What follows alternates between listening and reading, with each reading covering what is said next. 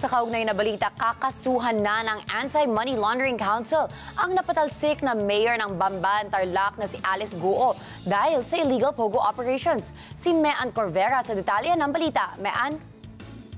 Kakasuhan na ngayong linggo ng Anti-Money Laundering Council ang napatalsik na si Bamban Tarlac Mayor Alice Guo dahil sa illegal na operasyon ng pogo sa Bamban sa Tarlac.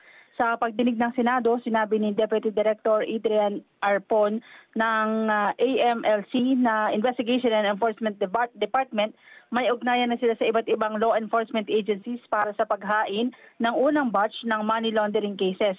Sa ngayon, anya ay nakapaghain na sila ng freeze order sa kaso ng sa Zone U1 o ang ni-raid na Pogo Hub sa Porac, Pampanga. Naka-freeze na rin ang assets ng kumpanya kabilang na ang 251 million pesos sa bangko, real properties na nagkakahalaga ng 465 million at mga sasakyan na nagkakahalaga ng 76 million pesos.